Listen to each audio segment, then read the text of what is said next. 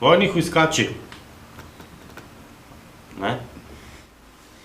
Velika zmaga nad pirati.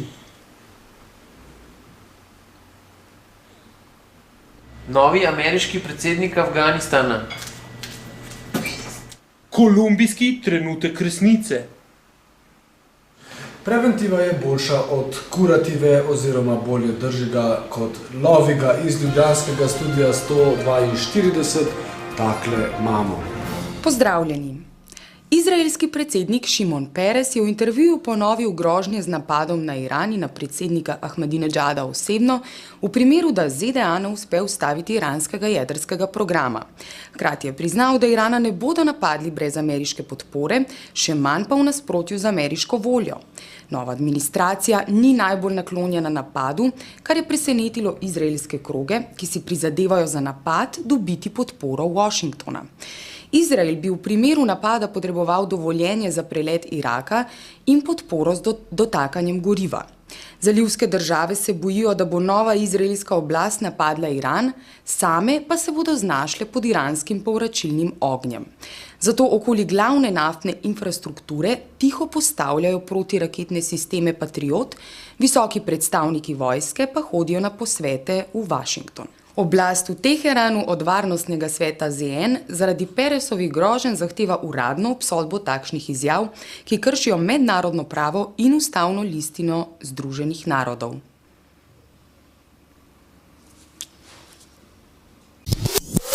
Ameriška mornarica je dosegla pomembno zmago v boju s somalijskimi pirati.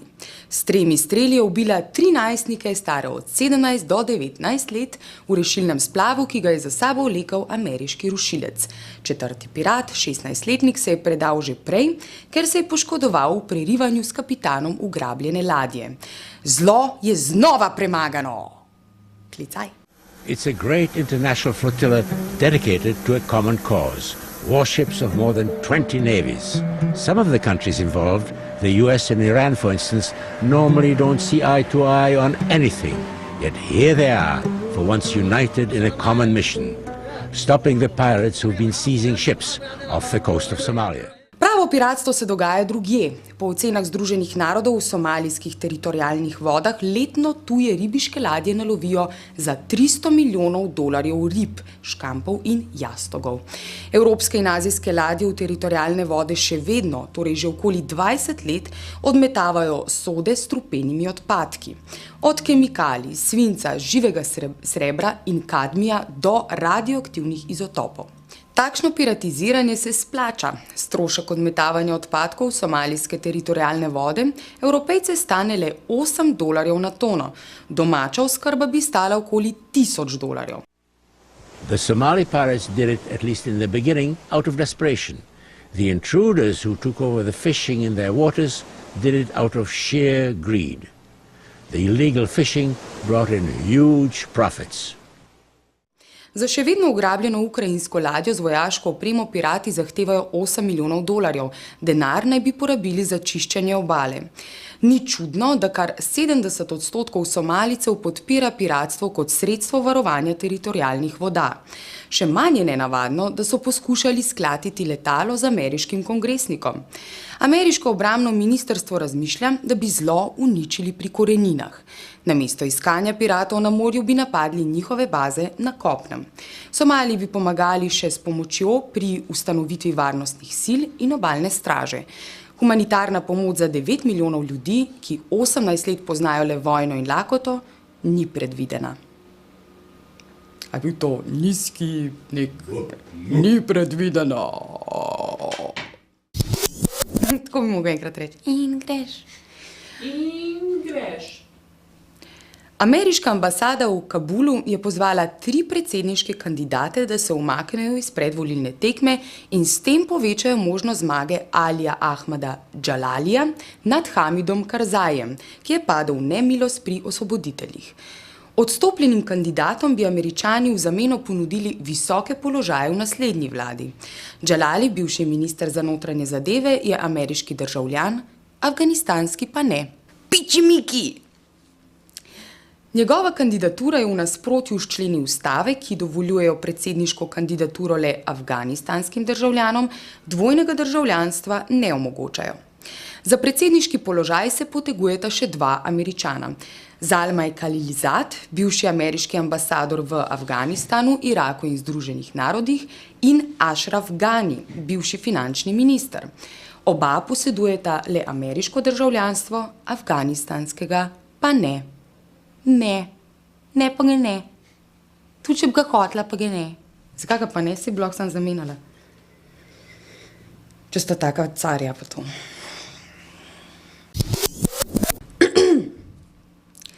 Parlamentarni obisk 7 britanskih laborističnih poslancev, vključno z nekdanjim obrambnim ministrom, in 10 predstavnikov sindikatov iz ZDA, Kanade in Velike Britanije v Kolumbiji je prinesel precej šokantne zaključke. Namen obiska je bil preveriti obtožbe o sodelovanju vlade pri kršenju človekovih pravic.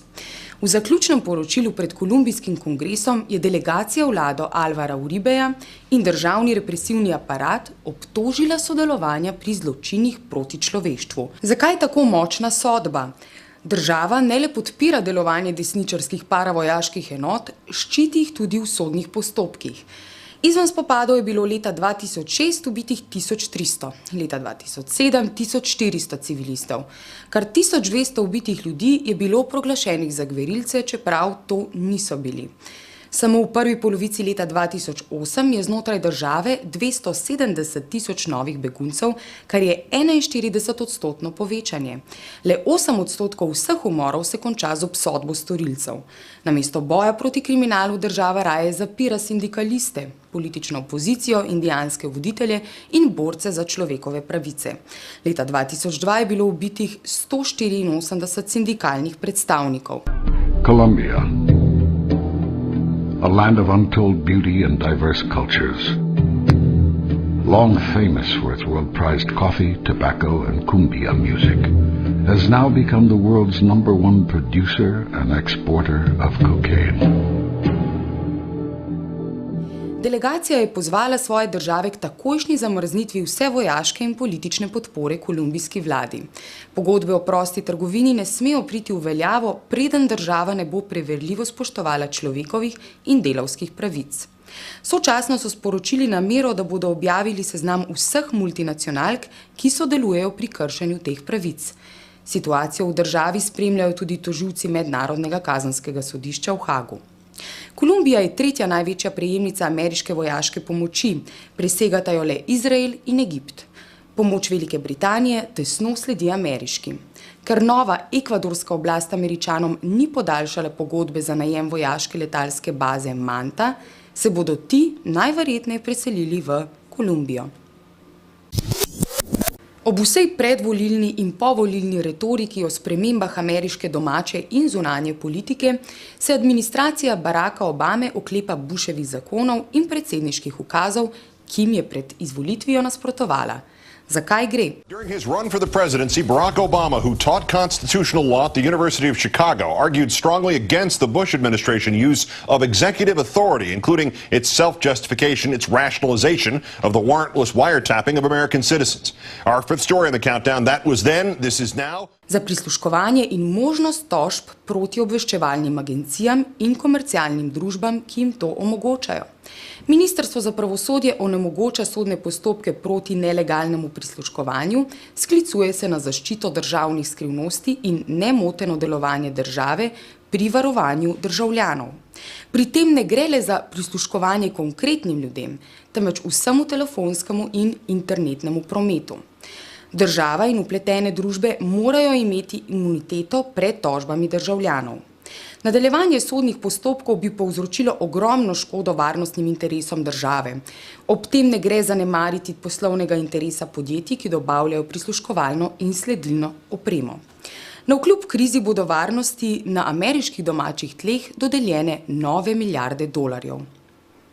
Iz ljubljanskega studia 142 takle imamo.